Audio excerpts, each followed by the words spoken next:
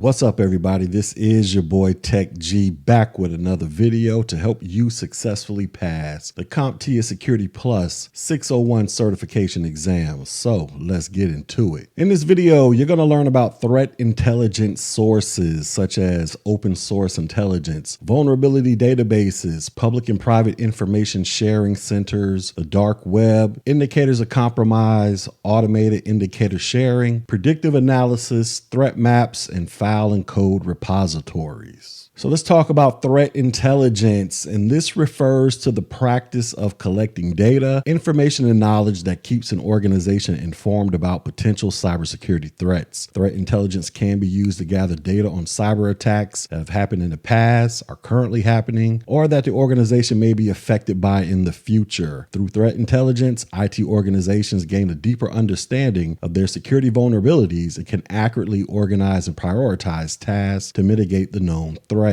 First type of threat intelligence we're going to talk about is called open source intelligence. And this is the collection and analysis of data gathered from open sources that are either overt or publicly available sources to produce actionable intelligence. OSINT is primarily used in national security, law enforcement, and business intelligence functions, and is of value to analysts who use non-sensitive intelligence in answering classified, unclassified, or proprietary intelligence requirements across the previous intelligence disciplines. And OSINT can be divided up into 6 categories of information. The first one is media. This includes print newspapers, magazines, radio, and television from across and between countries. You have the internet. This is online publications, blogs, discussion groups, citizen media, YouTube, etc. This source also outpaces a variety of other sources due to its timeliness and ease of access. You got public government data, and this includes public government reports, budgets, hearings, telephone directories, press conferences, websites, and speeches. Although this source comes from an official source, they are publicly accessible and may be used openly and freely. You have professional and academic publications. This includes information acquired from journals, conferences, symposia, academic papers, dissertations, and theses. You have commercial data. This includes commercial imagery, financial and industrial assessments, and databases. And then you have what's called gray literature. This is technical reports, preprints, working papers, business documents, unpublished works, and newsletters. Next, we have a vulnerability database, and this is a platform aimed at collecting, maintaining, and disseminating information about discovered computer security vulnerabilities. The database will customarily describe the identified vulnerability, assess the potential impact on affected systems, and any workarounds or updates to mitigate the issue. A vulnerability database will assign a unique identifier to each vulnerability catalog as a number or alphanumeric designation. Information in the database can be made available via web pages, exports, or APIs, and a vulnerability database can provide the information for free, for pay, or a combination of the two. Next, we have public and private information sharing centers. So information sharing and analysis centers. These are industry-specific organizations that gather and share information on cyber threats to critical infrastructures. Information sharing and analysis centers also facilitate the sharing of data between public and private sector groups, and examples of these ISACs include automotive,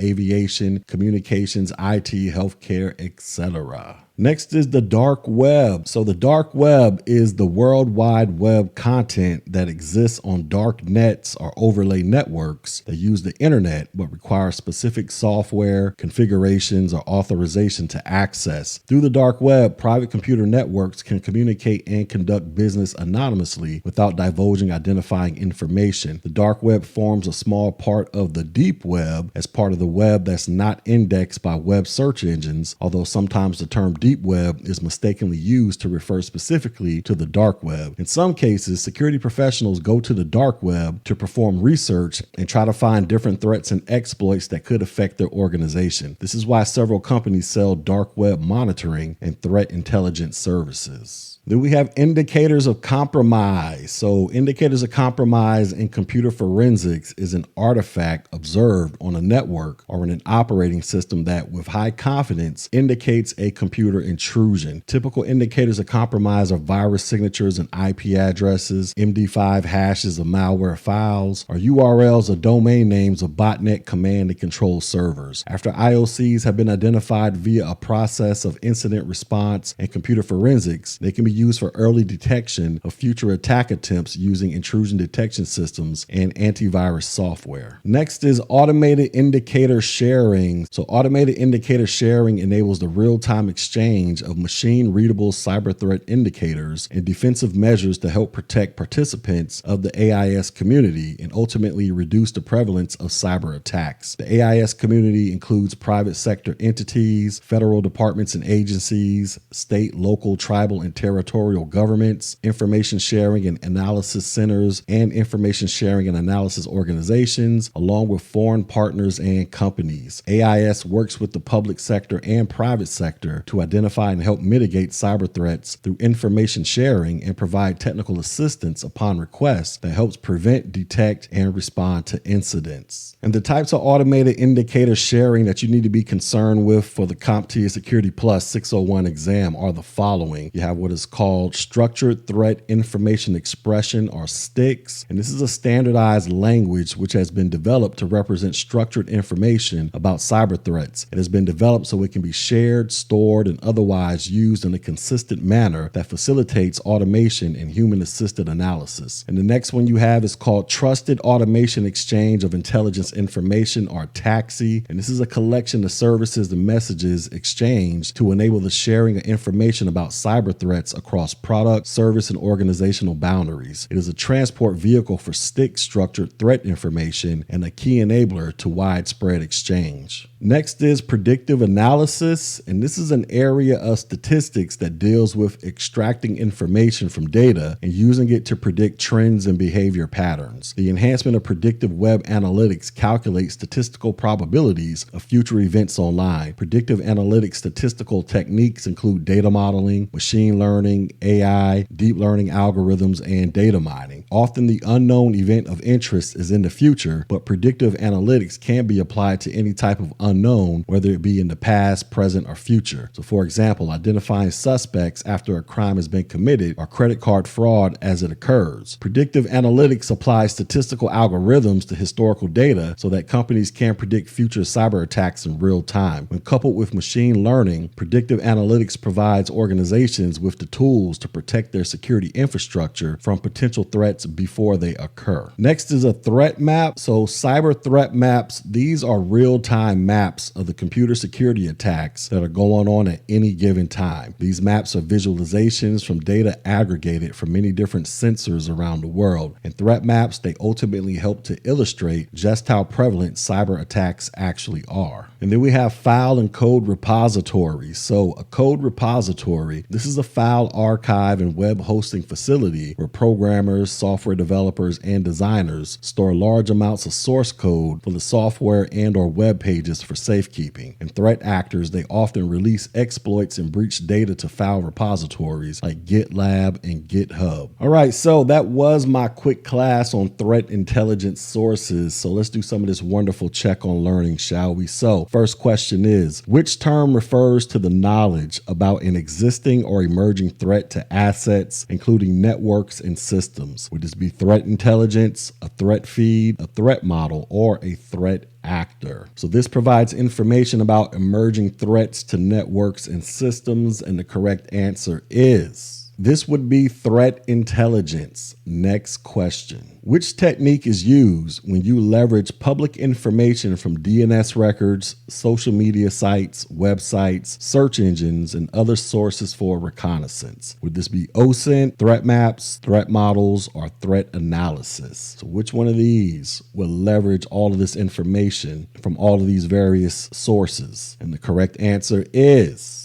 this will be OSINT, or open source intelligence. So basically these are free sources you can use to engage in intelligence. Next question. Which of the following could be threat and vulnerability research sources? Would this be vendor websites, threat feeds, vulnerability feeds, or all of the above? So which one of these could you use as sources for research? And the correct answer is all of these are valuable tools that you can use used for threat intelligence research. All right, so in summary, we have talked about threat intelligence sources such as open source intelligence, vulnerability databases, public and private information sharing centers, the dark web, indicators of compromise, automated indicator sharing, predictive analysis, threat maps, and file code repositories. Now, if you felt like you've gotten something valuable out of this information, go ahead and hit the like button, share button, drop a comment, but most importantly, subscribe to this channel. Also, go check out my website, Technology G, so that you can get read up on the latest and greatest to help you successfully pass the CompTIA Security Plus 601 certification exam. And until next video, ladies and gentlemen,